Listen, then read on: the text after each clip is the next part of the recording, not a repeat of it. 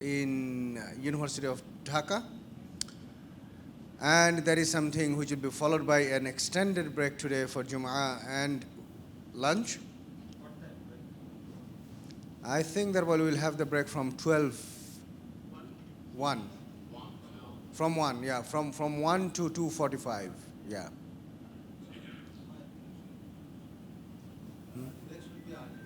Early? What time does Jummah start here? 12:30 is Adhan. So, well, that is why we cannot really delay the session anymore. We'll try to wrap it up as quickly as possible. Okay? Yeah, but it was supposed to start at 9:30, and still we see that some people are still arriving. So, without further ado, well, now I hand over the floor to Dr. Saifullah Mia, okay, who has been one of the contributors, an active contributor to this project, and would share some of the experiences collated from AIUB, Buet, and Jahangirnagar University. Dr. Saifullah, to you. Thank you, sir. Assalamu alaikum and good morning, everyone. So, we are actually iterating this workshop for many days. It has been started since last June 2025, and here it is 2026. And within this time, we have participated in 2 physical workshops and 1 virtual workshop, and this is another one. So, during these workshops, we have gone through some policies, some rules and regulations, some toolkits, some standard practices, which is being adopted worldwide. So it's high time that what we have learned or what we have adopted in our country. So as partnering universities, it is our responsibility to adopt the thing first and then disseminate among you. And today, after telling you our adaptation, I will come to every tables and ask you what you have done or what you are planning to do at your institute, right? So let's start. So at first, I will go through the adaptation or practices we have adapted by learning from this workshop.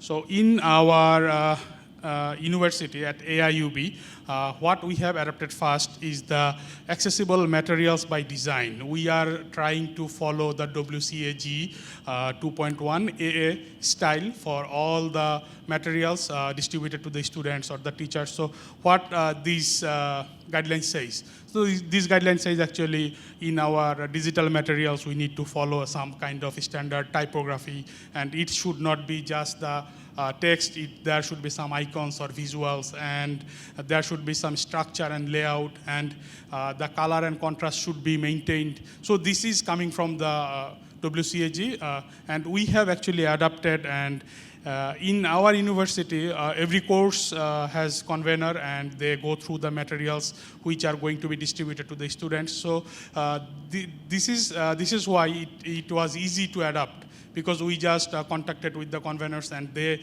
distributed the guidelines to the teachers and they come up with the unified practices. And then we have applied responsible AI policy, and before implementing the AI policy for all the staff, all the students, and all the administrative staffs, it was basically started with the AI exam policy. So at first, AI exam policy was introduced to the students. They have to put a written consent before giving their midterm or final term exam, like they are aware of the uses of AI, how they can use AI in their exams, or they should not use AI at all. And if the teacher finds, or if the teacher thinks that the written answer or the answer he or she has provided is generated by AI, the teacher can call upon the student and take the viva. So this sort of things we have been practicing since April 2025 at our institute. And then recently we are going to finalize a formal AI policy at our institute. And this policy actually bounded by the UNESCO recommendation, OECD principles, and we have a BD National AI policy. We are also followed the policy, and there is a PDPO, that is Personal Data Protection Ordinance for Bangladesh. So we have also aligned our AI policy to be followed those rules and regulations. It is been adapted from the international practices. We have gone through different university practices, and we have gone through the local laws and local policies to adapt our AI policy. And this policy this policy needs a framework. The framework we followed at AIUB is we have first formed an AI POC, which is AI Policy Oversight Committee. Then policy is formed, and after that, capacity building session is organized because we have to disseminate the formalized policy to the stakeholders. And then comes the data protection. In our policy, we have data protection and other things. And then we have tool validation. All the tools we are going to declare can be used by the stakeholders, so we need to validate it first. And we have different teams for those things. We have a team consisting of IT people, teachers, and practitioners from the law department.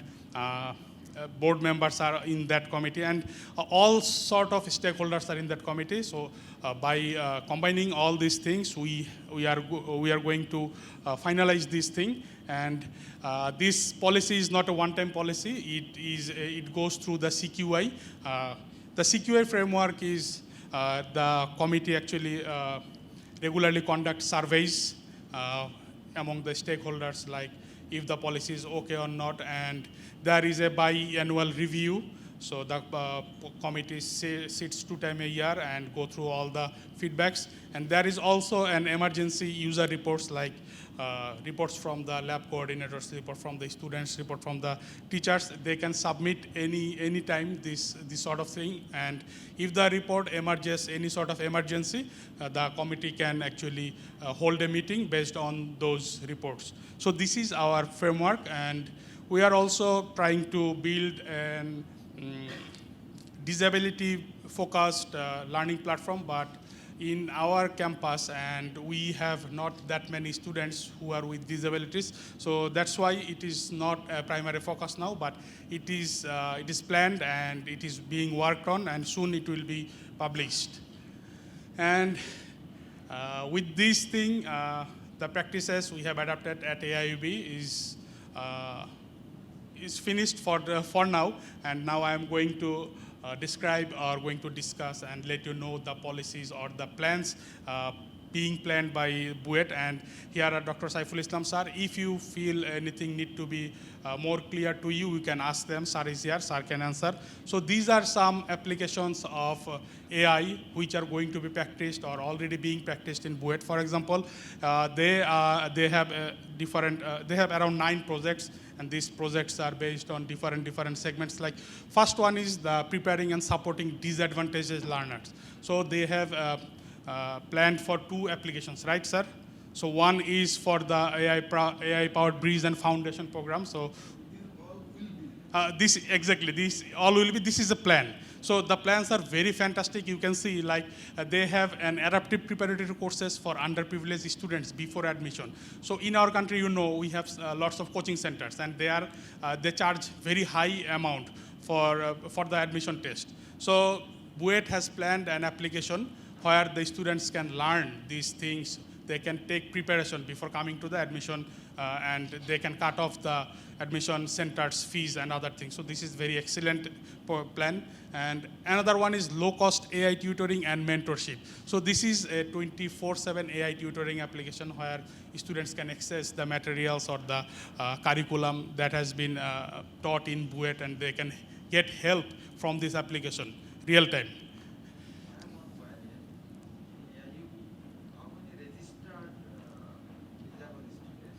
Sir, at AIB, currently we have not more than 5 students. So who actually need the wheelchair access, and we have that infrastructure. They can access all the facilities using the wheelchairs. But what we are planning to implement the course materials like for the persons with dyslexia. So as of my knowledge, there is no students who have dyslexia. So this is why we are not focusing on that platform right now. So later.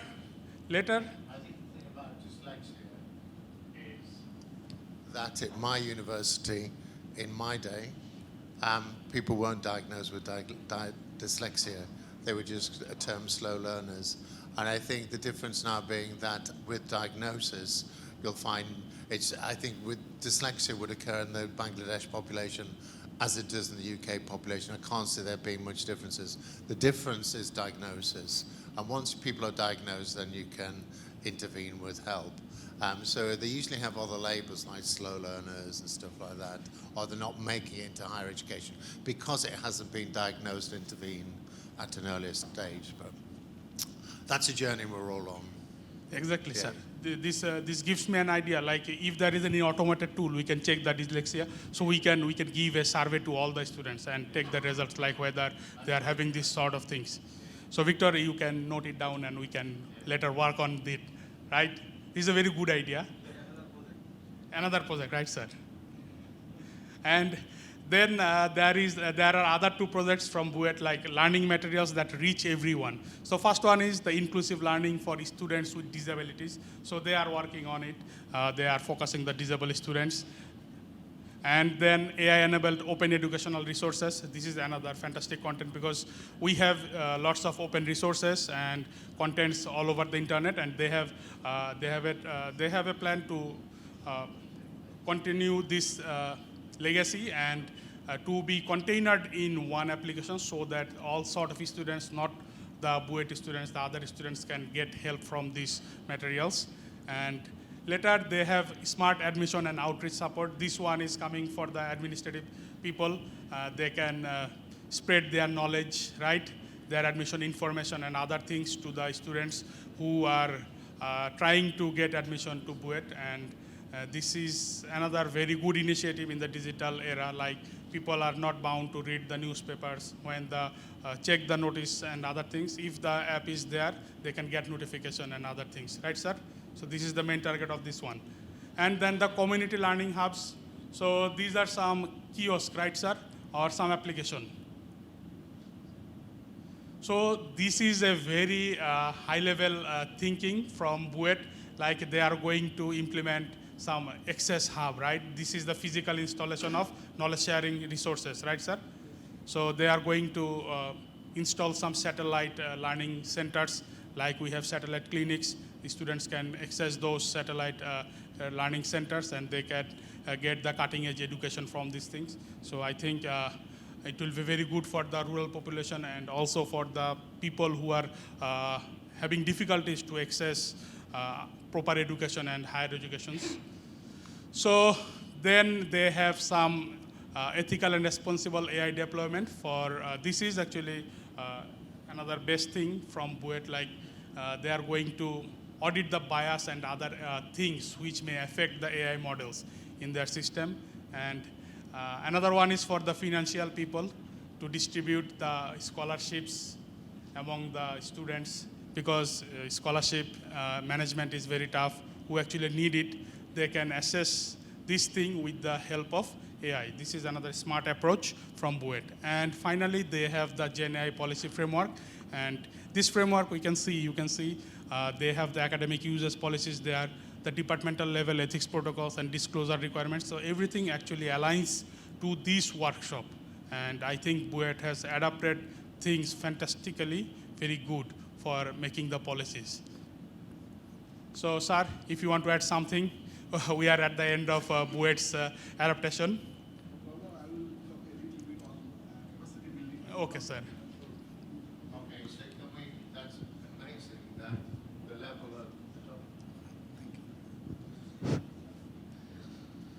of.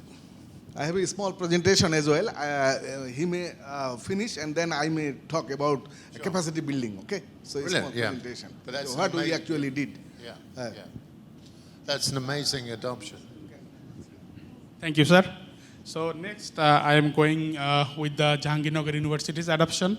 So the first one is very similar to the BUET's one, like they are implementing the adaptation to hall bridge programs, like this is an AI-driven preparatory modules and orientation resources for incoming students. So nobody thinks for the new students coming to the university and face a lot of problems, and they ask for help from their seniors. And most of the time they get some wrong information. And here, Jahangirnagar University has planned one application so that all the newcomers can get the idea what he has to or she has to do after getting admitted to this university. And moreover, Jahangirnagar is also thinking about the localization. So most of their thing is actually focused on Bengali language, so that it can be accessible to more people.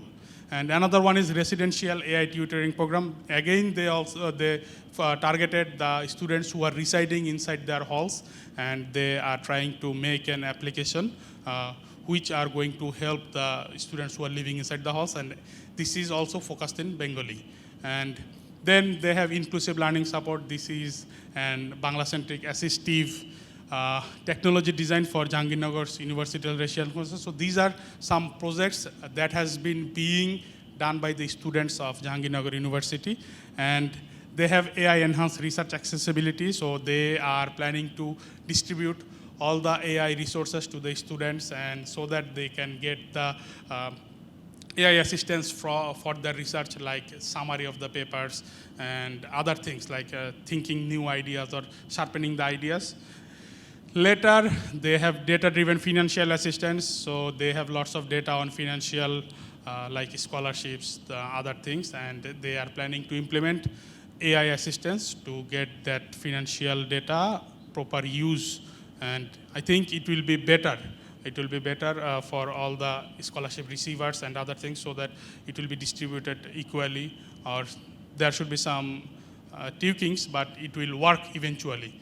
Then Jahangirnagar University is working on the AI policy.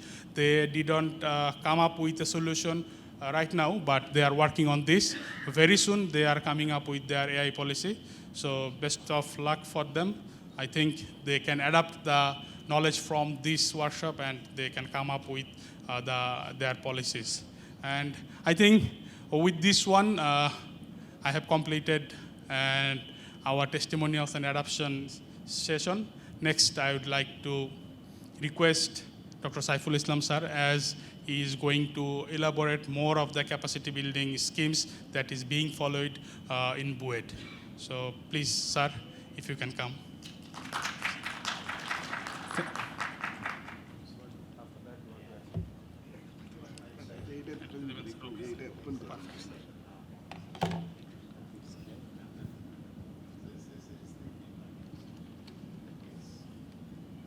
Assalamu alaikum and good morning to you all. I would like to share with you something on actually capacity building. Sir, on What we have. presentation 3. Oh yeah. No. H. HE. Sir.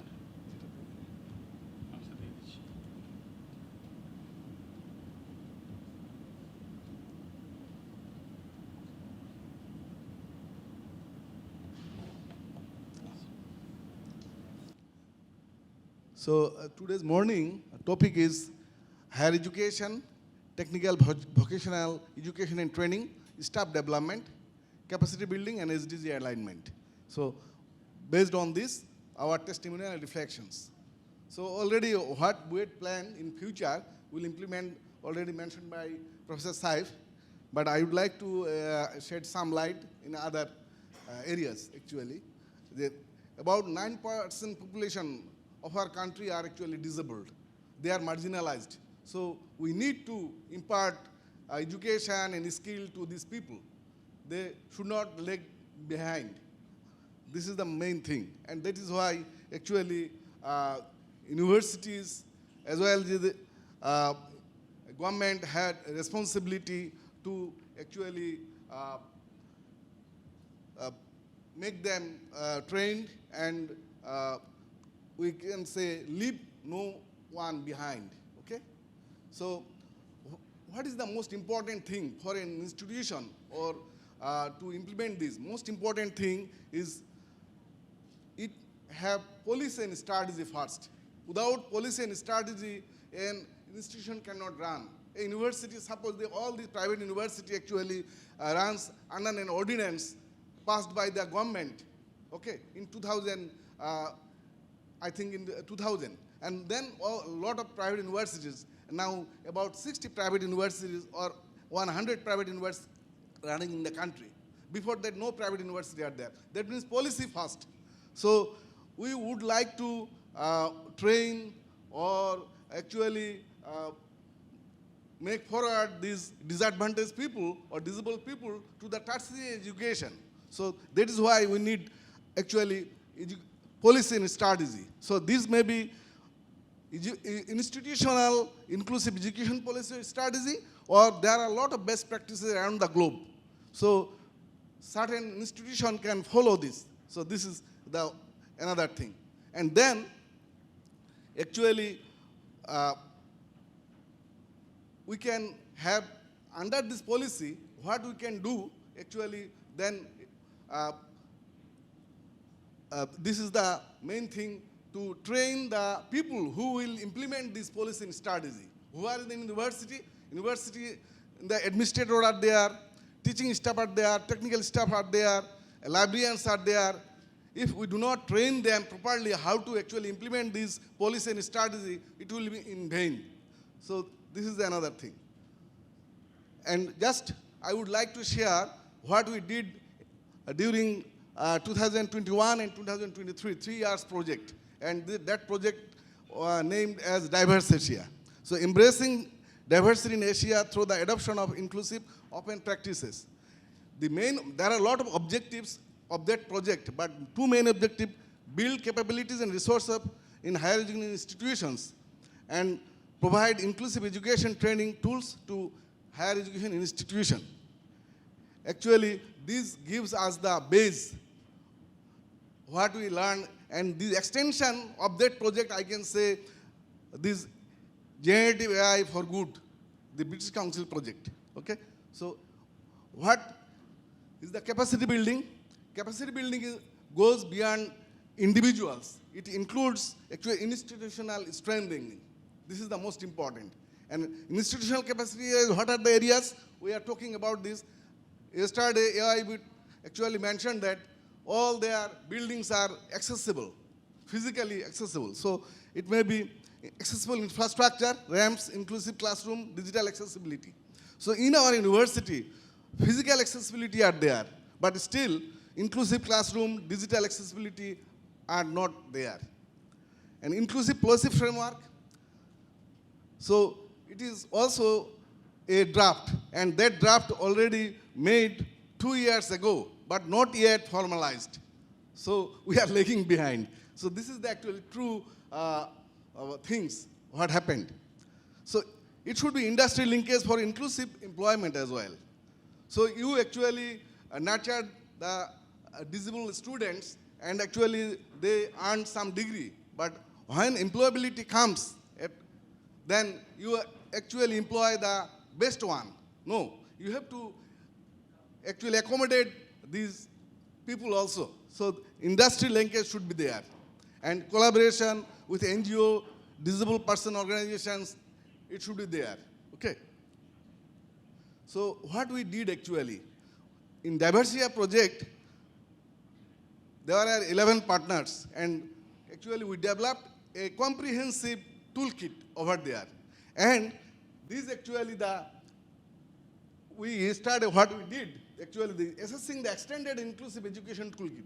This is one the extended, but we actually, through this Diversity project, we developed actually the toolkit, the basic, and this toolkit for whom?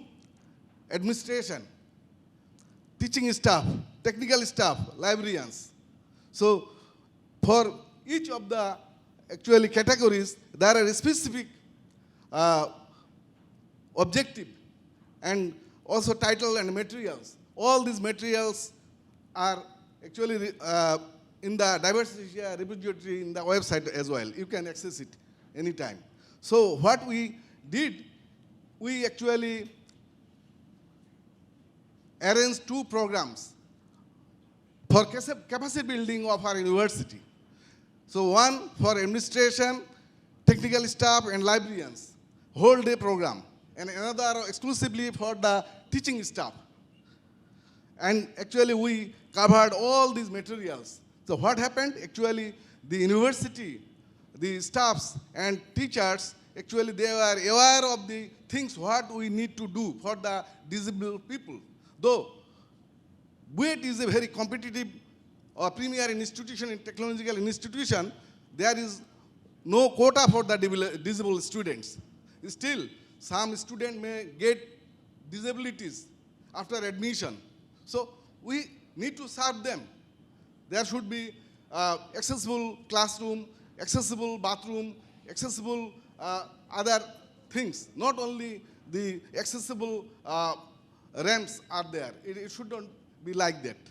So what we did in last project, so we have actually developed to some extent some awareness or capacity building at our university.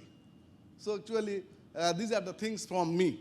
So if you have any question, I am also learning from this. Started actually, I learned a lot, specifically the ethical use of generative AI, which is already practiced in many Western countries, and we saw the example of NTU. Yeah, actually, we are learning, and it goes learning, but for implementation, we have to go a long way. Okay, so if you have any query or question, you can ask me. Thank you. Do we have any questions? I think the three examples there from AIUB, BUET, and Jahangir are incredibly impressive, how we've worked together for the last 4 years, and then how the toolkit have been adopted into policy, into tangible guidelines for producing digital accessible materials, into guidelines for accessible campuses. The example of AIUB in terms of a fully accessible campus is incredible. It's an incredible step forward. What I want to do as well is on Accessible Academy, with your permission, each of the universities is to have a unit to show how the toolkit has been adopted and the real changes you've made to policy, implementation, practice, student experience, based on the PowerPoints you produced, which really nicely show adoption at various levels, capacity building, toolkit guidelines, campus accessibility. So we can have 3 new units on Accessible Academy, which really summarizes the adoption and great work you've done, which also then acts as a beacon for other universities. So these are great examples in Bangladesh of beacon universities that have adopted the guidelines and made progress. And then we have to work out then how we, and Mufti had the idea, distinguished Professor Mufti Mahmood, and I think we need to congratulate Mufti this morning. Last night it was announced by KFU PM that Mufti has now become distinguished professor. Just last night, so a round of applause for Mufti and his achievement. And so it'd be great to have the idea of, you know, we did capacity building under the British Council and Erasmus capacity building in higher education, and that's a lot of money pumped into the system. And we know there are limited resources. So how do we then roll out the program through the rest of Bangladesh? And now we're looking for ideas there, sorry. And we're pointing it because I'm talking, but the idea of having accessibility ambassadors and further applications to the British Council is one of our ideas. Sorry. Yeah. Okay, so now we have to go to an online presentation because part of what we're doing is dissemination. So we have Dr. Arif Rehman, who's a Bangladeshi national, is in faculty at NTU in computer science in our research center. And many of you have seen Arif before, but he wants to talk to you today about how he's adopted the Gen AI guidelines in his teaching practice. And, you know, coming across these guidelines at the beginning thinking, what on earth are these guidelines about? And can they really be useful to me? Now he's talking about actually his journey with the guidelines too, and how actually they helped him in his practice. So, Arif, you're live on Channel 4. What could I say? Are you ready to go, Arif? Can you hear me? No, I don't think you can. Sir? Oh, you can hear me. Yeah, now I can hear you. Okay, so Arif, over to you. Would you like to share your screen? Or you just want this microphone? Okay, sorry. Good morning. Morning. Can you Can hear you us, hear Arif? me? Yes, once you were here, I can hear you, but I was hearing David's voice very keen, very low. Right, that is because, well, probably it is using the microphone which is here, and there is no direct microphone for the other one, right? No. Right, okay, okay. So let me do one thing. Let me turn this laptop to the side of the people, okay? Can we do that? So that you can also see some of the people who are there, the audience. Can you see the audience? Yep. All right. Yes, I can see the audience. That looks better now. Okay, at least, well, you will feel that you are talking to a presentation screen, okay? Yeah, that's much better now. Right. Okay. So yeah, I think we are all set, Arif. Whenever you are ready, yeah. Okay, let me share my screen with you. Just 1 second, because I may need to.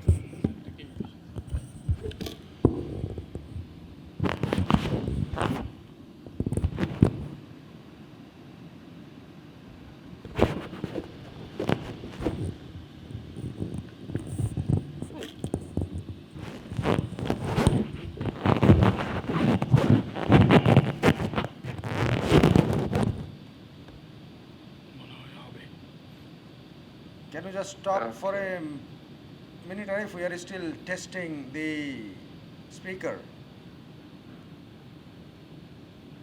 Yes, Clear. I may need a couple of minutes as well, because I can see some security settings here is restricting me to present my screen.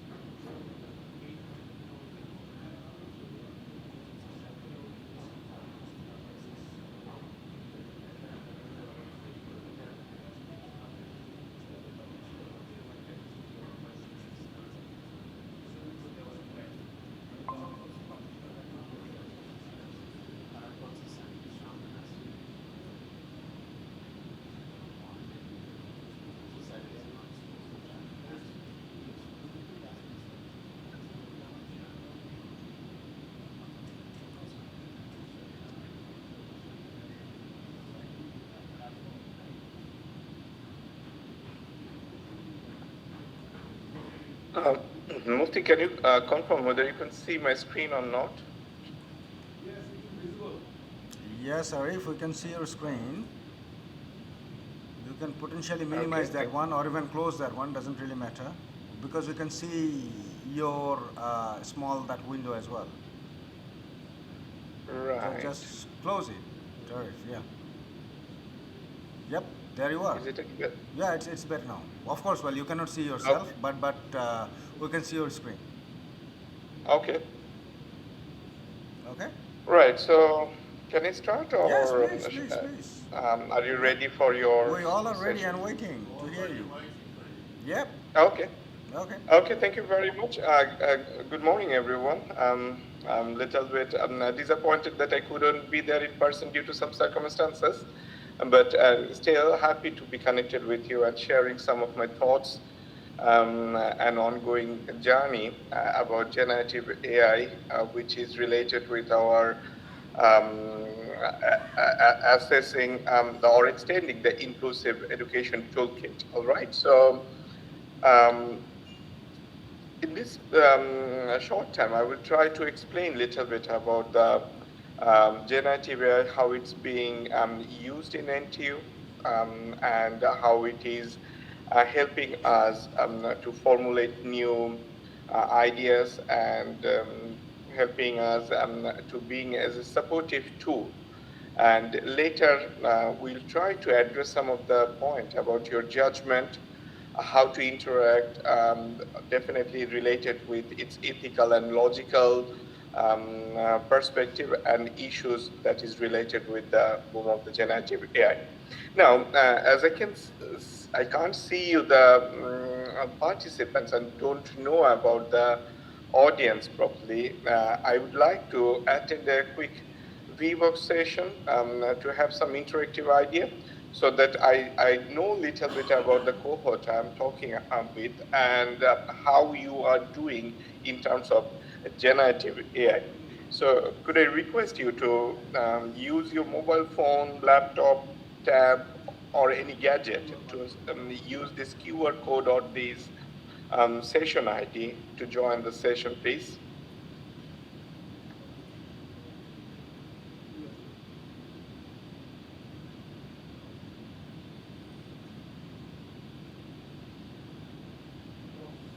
So I'm giving a minute of time so that you can settle with the code and log in with the app ID, session ID, please.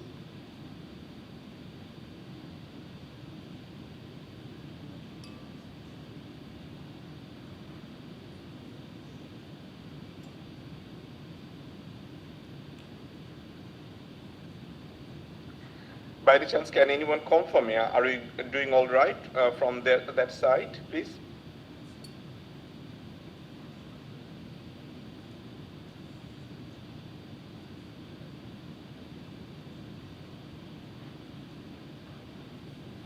Yes, sir. Anyone from others? Everything is Yep. going right, sir. So we can move forward. Okay. So all you can get the access to this QR. Okay.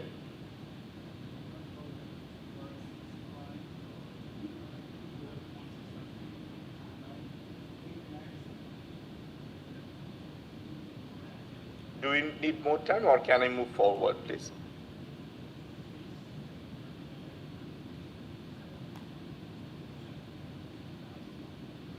Yes, I think we can move forward. Okay. Right, so we'll have just quick warm-up questions to get the understanding and the situation of the cohort that I'm talking about, and here we are. Like the first question, which best describes your role?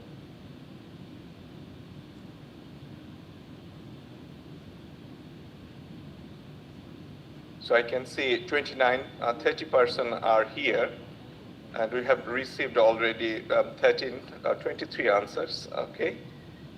So we got 1 minute of time total. Still, I'm expecting a few more answers.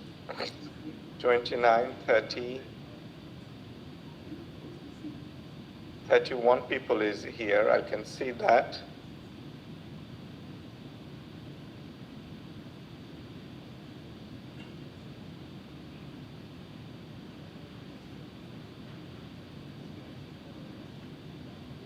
Okay, so we got the 30 answer out of the 30 participants here.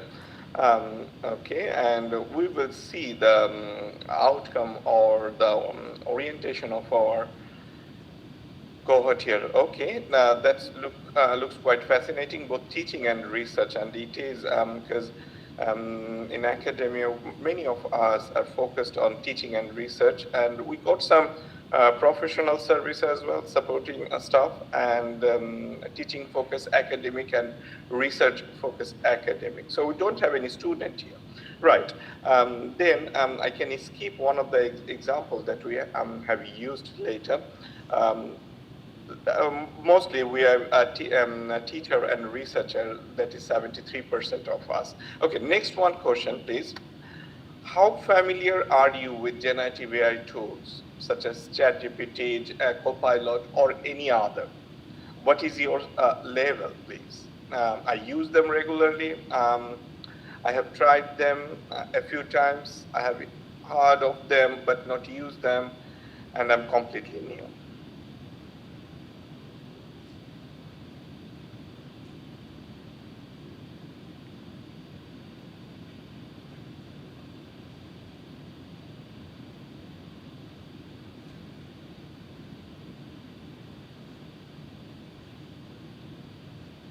Okay, I think we got the result from all of us. 31 of us already provided the answer. And here is the answer, which is quite fascinating. You can see 97% of us are quite familiar with the generative AI. And this is very much expected, because nowadays this has been a major tool which which is facilitating our life in many ways. Okay, now here is one question now, that is, in one or two words, okay, how is generative AI supporting your teaching or academic work, like feedback, quiz generation, tutoring? How you are using that, please?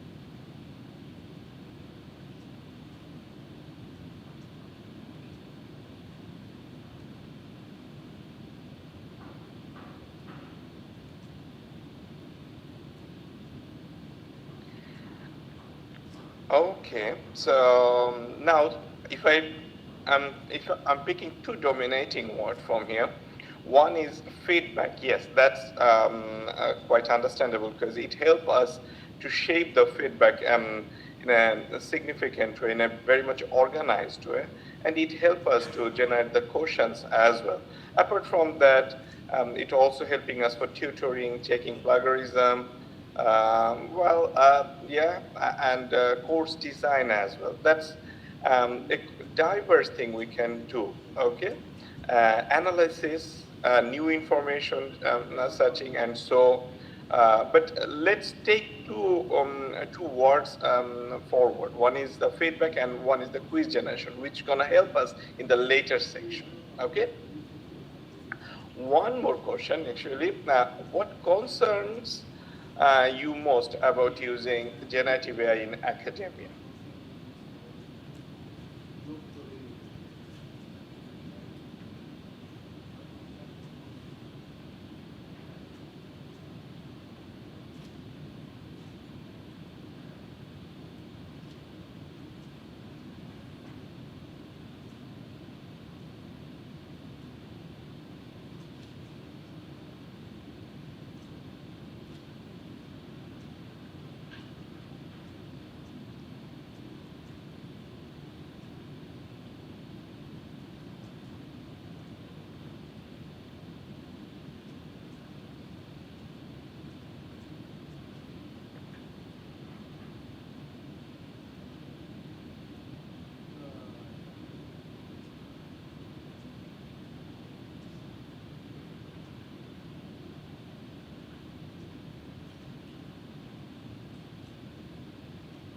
Okay.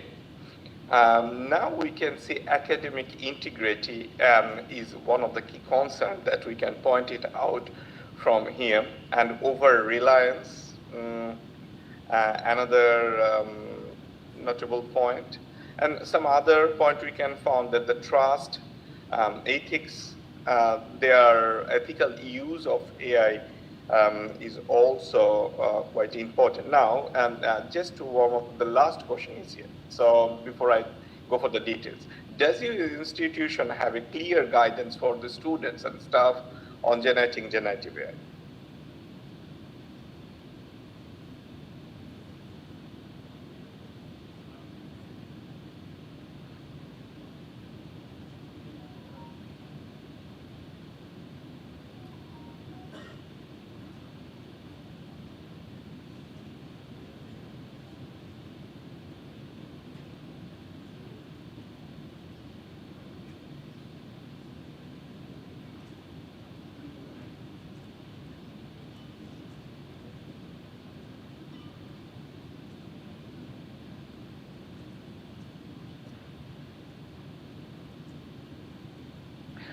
Now, this is coming something with an interesting output, or this is quite meaningful, this slide, because we can see only 23% of us said yes, clear guidance is there.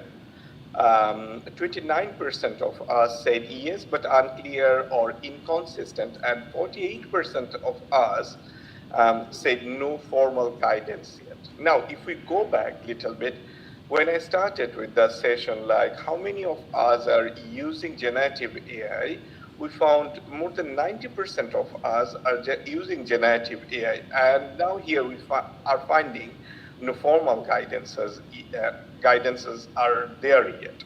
So now it is actually making sense, like we are using generative AI, but we don't know how far we can go, what we can do, what are the issues, and what are the ethical implications of that. So that's why this session is quite important to think or align our idea and our requirement in a proper way. Now, many of our, much of our, my discussion has been associated from the practice that we have at NTU, and I have taken some information from the Digital Education Council as well. Okay. Now, in terms of our level of competencies and literacy about using generative AI, if we want to form a matrix, we can think about different dimensionality, because we are using this generative AI for a different purpose. If we are setting the purpose in a as a dimension, then there might have a level of competency that we can think about, like understanding the AI and the data. That could be one of the dimensions that we can think about, or critical thinking and judgment, like when you are producing your feedback. All right, that could be another dimension. Ethics and responsible use of AI, that could be another dimension. And based on this dimension, as we don't have a clear outcome, clear plan or regulations, as we just mentioned, like about 50% of us mentioned that no, we don't have a clear direction about use that. So the level of competency basically relates with that. So we want to bring a harmony of these two outcomes. Like yes, we are using that, and we should be aware about that, what we are allowed to use, where we can use that, and where we shouldn't, and what we can do. Now, this talk was focused on basic 4-section introduction to generative AI, then using generative AI within your role. So I'm not going to describe the generative AI or its basic item or its content, as we are very familiar with that. However, I want to add something that in our practice from NTU, we have already accepted the generative AI, and it is embedded in our ecosystem. We are using the framework from Microsoft, like Teams and its associated all the packages or software they are offering. So one of them, from the generative perspective, is the Copilot. All right, we are using Copilot, and we have a clear set of guidance. Now, from this workshop, actually, we want to transfer this idea or share this idea, and also learn the present context with you from you all, how we can move forward as a community, as together. So whatever knowledge we have, we can try to transfer to you, and we also want to gain some insights from you so that we can move forward. Now, when we are using any of these generative AI, whatever it is, ChatGPT, Copilot, or any of your favorite tool, as you know, we can be very much prompt dependent, and this prompt is quite important because it can lead us to many directions. Okay, now 97% of us are regularly using that, and many of us are already familiar with writing a good prompt, but some of us might be still thinking on how we can use it in a better way. All right, so let me give you an example. Okay, so I'm sharing some of the example or experience that we have learned from this environment to use it ethically, and what can be helpful for you as well. Now, whenever we are asking something to generative AI, it will produce some result. But the good question is it meeting our expectation? Is it related with the context or the source? So four of the key parts we can specify from a prompt. All right, we can start with the goal, and there definitely should be a context, and we can specify the source and the expectations. Just to give you a quick example, let's say I'm using a sample prompt. All right, give me a concise summary of a recent news about a company. Let's say I'm saying about British Council. All right. And now I can set a goal here. Okay, so whenever we are preparing a prompt, I should have a target that we want to achieve or know or get the information. Then, if we can specify the context, all right, that will narrow down our search space, and it will provide us a good output from the specified context. Now, it can be any context that you are selecting. Particularly, I'm giving an example here for this demo one. I work in marketing and focus on competitor research, right? So we are specifying the context. Now, the source, it is quite important. Sometimes we miss the source, like focus on web articles from the last 2 months. Now, if we don't specify, it will bring the time or the time frame in an arbitrary way. It could be 2 months, 2 years, or 10 years. We don't know. Let's say you are thinking from the recent context. Then, if you are specifying the source and an expected outcome, like what tone you are using, okay, or how you are going to use that, that will help you. Like here we have specified in 2 to 3 paragraphs and use a business tone. Now the business tone can be different. All right, you can set the tones. The bottom line is, whenever we are writing a prompt, it can be really interesting to align or realign to get a better outcome, and we need to learn. If we can write a better prompt, definitely it will provide us a good result as well. Okay.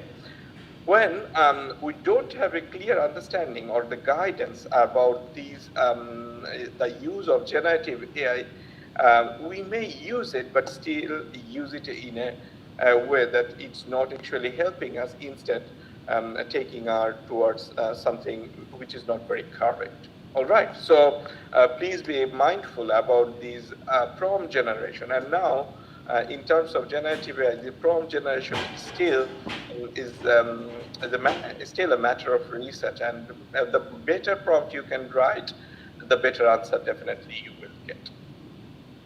Now, I would like to focus on some of the specific or key points about the AI responsive, the responsibility and managing risk about the AI. Okay. Now, one of the key points is getting it right. All right. If we are thinking from the perspective of a Copilot or ChatGPT, whatever the results are getting, is that correct or is that legitimate? Or can we really rely on? That's a big question, and that's where the confusion begins. All right. So there is always a number of risks that we can face, and we need to keep it in mind. It is an assistive tool. It's not the solution provider. All right. If we are using our judgmental ability with our expertise, with the assistance of the tools, we can go a bit farther. But if we are solely relying on the generative AI, that might be a concerning issue. Okay? So now think about the unhelpful input. Like whenever we are creating the prompt in a way that it is actually not getting enough information from me, so the output shall be different as well. Because perhaps I have missed the context, perhaps I have missed the time frame, or I have missed the tone, then definitely that is not something that we are expecting from the generative AI.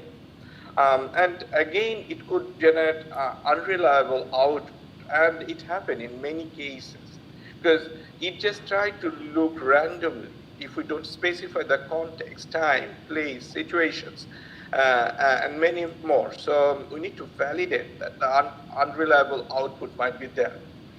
Now, this is something quite important, which is the security and privacy concept. Because let's say you are using in your daily life for these, for the development or the progression of your work. But have you thought about the security and privacy? Like from the student perspective, if you are providing the students data, are you allowed to do that? Is your ecosystem or the generative AI you are using, are they keeping it safe? We don't know about that unless otherwise we have some clear, clear mutual agreement between the company that we are using and the platform that we are using. Okay, so from Intune, we can see that in our ecosystem, we have the Microsoft Copilot. So all of our data is secured by with the agreement with the Microsoft. But if you are using with your own interest, a third-party generative AI, and if you are using, providing some information there which are sensitive, what about the privacy issue there? How you are ensuring the security, all right? This is something that you need to think about, and it might be a potential case of data breach, all right? And we, as an academic personnel, we can't do that. We are, it may have some legal consequences even. Hallucination, it has been overcome significantly with the recent rise on the development of the generative AI. But as we know, we are not all of us are using the latest version of the generative AI. So still, hallucination might be there, though it has been improved significantly. And over-reliance, many of us has been already pointed it out that day by day we are depending on these too much, all right? At NTU, basically, we are trying to build up the future where AI can support the productivity, and it is embedded in many ways, all right? Like the learning environment we are using, it's something close to module and black box, but our generative AI is embedded there. So we are relying on this, and now how you are relying on the generative AI, please be mindful about that. And these over-reliance can make us a little bit inactive as well, because if we are not doing the brainstorming properly or using our critical thinking, I mean, there might be some potential challenges later. And another key concern about the intellectual property, all right? Now, it is a supportive tool, generative AI, and with a long discussion, with a good research, with the assistance of generative AI, perhaps we are writing a paper or creating something. Now, what about the intellectual property? Have you thought about that? Because if we are producing something where the major part of the brainstorming has been done by the generative AI, I can't actually clearly claim that is my idea. Maybe I was with that conversation, but what about the risk? All right, or how the university is going to utilize the intellectual property or IP issue. Now, those were a number of, out of many concerns. There were, I have tried to address some issues, but on top of that, there are some ethical challenges that we can think about, okay? Bias and fairness might be there, because if we are using generative AI over the time toward a specific direction, it will learn about you. And generally, it will try to be biased, all right? I don't know how far you have used the generative AI, but I can give you a quick example. Like a few days before, I was in need of a short profile about myself, and I just asked generative AI in the same environment I'm working for a long time to write my bio in 300 words, and I found it has. It produced a short biography in 300 words in such a way. I was even impressed that it knows about me very well now. Now, from that perspective, it can be biased as well later, because it is learning about my profile, my alignment, my likings, my dislikings, and so. So this can be amplified later as well. Transparency is missing in many occasions, because they don't know when to use, how to use, as we have even pointed it out at the beginning, like around 50% of us, we know that there is no clear guidance. All right. Now, who's gonna provide us the guidance? Definitely, it have to be from the university, from the or the UGC or someone, because this is a tool that is widespreading. People are using that. We can't resist it, but we need to be transparent that where we can use that, what we can't do, how should we use that, and where we need to register ourselves. Think about the environmental context as well, because it's a computational issue. Whenever we are generating this prompt or generating this request to learn, it is coming through some computational process, and that can have a clear impact on the environment, because it uses lots of computing power, okay? So these are the risk that I wanted to address, and accountability is another key point. Now, I can't see you, but I'm going to give you a scenario, all right? And think about that scenario, and think a little bit about your judgment as well. Okay, this is a real fact that has been widespread over the social media early. So the context is, or the situation was, a large consulting firm used AI to create a report for the Australian government's Department for Environment and Work Relations, the EW. The report included statistical error, fabricated citations, misquotes, which led to reputational damage and partial return of the project fee. Now think about that. This is a government task which was heavily relying on on the generative AI. What do you think the key takeaways from this scenario? It would have been nice to get the answer from you. I don't know actually, can you try to give some answer from there? What do you think that the key takeaway are from this scenario? Is there anyone who can provide some thoughts about that? Would anybody like to make a thought about that, a point about that from Dr. Raymond? Yes, thank you, Professor Saiful Islam. Thing is that, thank you, Dr. Arif, for your excellent presentation. Actually, the answer of this, we can take assistance of AI or just brainstorming, not heavily rely on that. I think this is the main thing here. Yes, thank Any you, other? sir. That's a very crucial point. That's true. So, anyone else? Thank you. Anybody else would like to make a point to Dr. Raymond Arif?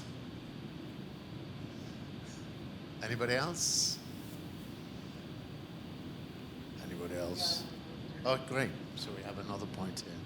Trying not to trip over Sorry. cameras. One more point, actually, Arif. One more point. clearly, but I can say that, yeah, we can see potential AI hallucination was there. Okay, just a second, Arif. We have one more point. Poor Be input quiet. quality leads toward the statistical error that we can see that, and they were relying heavily on the AI, and the main point that was the organizational risk and their reputation was at the stake. All right.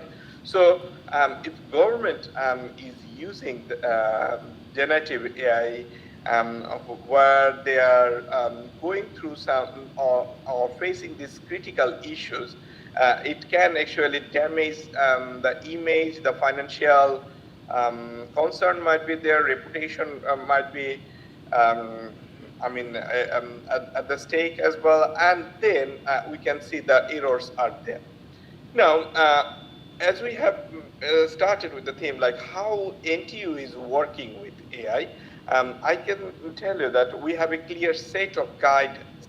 Okay, we are going through a series of training, and we are working on that, doing the research, how what are the potential uses and how they are changing the thought process, how they are related with the students, and at the same time we are trying to find out how we can assist the student and also other people related in academia who can be benefited from that. Now, just to point it you out, we have a set of guidance, generative artificial intelligence at SST, guidance for students. Now, this is one of the guidance I'm talking about. So this is a clear set of guidance that we are giving to our students, because in UK, many of our assessments are very different from Bangladesh, but still somehow it's related, because we can release the coursework at the beginning, and that is the final assessment that we are using here. So now student can use the generative AI, and it's even for a longer time they can use the generative AI, because let's say over 10 weeks of time they're free to do whatever they want to produce as an outcome of the coursework or for the final assessment. Now we have these traffic light systems. I'm just giving you some of the key parts. Like the green, it means the student knows we can use that, and even we encourage the student to use the generative AI. All right, so they know about that. For these, they can use the generative AI. We have the amber section, okay, which is somewhat in the middle. Like yes, to some extent they can use that, but there might be some concern. They need to be careful. All right, where they can, where they have to register them, where they have to stop. All right, and then at the same time we have the red zone as well. Okay, you must not use generative AI. So there are clear set of guidance that yes, These are the restricted access or restricted zone. Even if you are using generative AI, you can't do that. Now I want to relate back to the previous few questions when we started. Like 50% of us, we don't have any clear guidance about that. Okay. Now, as an academic personnel who are teaching, who are supporting the students or teaching our students, if we don't know what is the clear set of guidance, then it is quite obvious that our students should be in a blurred situation as well. All right. So what we need to do, we need to think. We need to. I need. Okay. It's. Okay, so we need to think, we need to prepare a situation where we can assist the students with the proper set of guidance, and then that will help us or help our students. Now, I want to just quickly give you one example based on our cohort. Let's say for the academic colleague, one of the scenario is here at the beginning we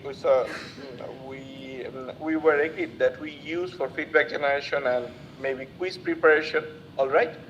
Now there is a scenario here. What we can see that under the time pressure, what we have done, an academic uses Copilot to create multiple choice quiz. Okay, for an upcoming seminar or something. Now, without reviewing the question or answer, the print and distributed the quiz to the students. Now, we haven't reviewed it properly, and we have just printed it and distributed it. And then we realized the quiz later turns out contain errors and question are related to the session content. Now, see that because generative AI just generated something and it was not related with the context, and it was providing us some wrong answer. Okay, now what do you think the risks are in this scenario? This is very much related for us because we are academics. We are teaching our students in multiple lab, normal lecture, in the seminars. Now, what could be the associated risk? Okay, so again, anyone would like to make any comment here? What could be the associated risk here? Okay, Arif, I'm coming towards you. So anybody want to talk about risks? Yes, now we have somebody. Would you perhaps come, because he can't hear otherwise, apparently. We have to speak here, otherwise he ignores us again. Yes, thank you, Dr. Arif. I'm Dr. Liakut from Buet. In this case, I thank think you, sir. the student will give complaint, and this may be reported to the authority of the university. So many risks are there. Yep. Okay, so this is related with our image and potential issues are there. Yeah, thank you very much. So just to speed up, I can say unreliable output are definitely related to irrelevant content and reducing the quality of the learning materials. Because we are associated with a learning journey, but we are just failing to do that. Arif, it's David here. Yes, sir. It's incredibly interesting, your presentation. We also have an external speaker coming on very shortly. So would it be possible to wrap up in the next couple of minutes? Yes, I'm almost done here. Thank David. you. Thank you very much for pointing me out. And then over-reliance on AI, that is also there, and reputation is definitely going to be a key challenge or issue there. Now, there are some other issues as well. I just want to wrap it up for the researcher and other academic. There might be financial, legal, and security privacy concern are there. Now, just to summarize, we need to think like this tool is there, but unfortunately the regulation is missing or the guidance is missing. Now, we need to think about how we can move forward so that we can utilize that for the betterment of the student learning in a organized way. Okay, so we have already created a platform, as you know, that this Accessible Academy, where we have the environment for generative AI for staff, generative AI for students, and are related with associated rules, regulations, how we can move forward. So I will welcome you all to explore this Accessible Academy and see what are the way we can improve this learning experience. Okay, last one quick question, just to use the same one. I'm gonna take just 30 seconds and thank you all.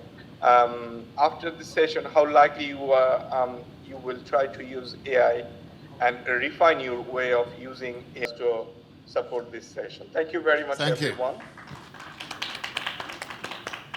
Thank you, Arif, for the really interesting and interactive session. So we have a... Sorry, I took some extra time. No, it's absolutely fine, Arif. It was a really, really nice presentation, and really great that you could share your experience as a Bangladeshi national, but faculty member at NTU, and share your practice. We now have a very special guest. So we'll have a quick coffee break. Well, sorry. But Arif, thank you very much for being awake at 5 a.m. in the morning, okay? We appreciate that. It's a pleasure, Mufti. Looking fresh as a daisy.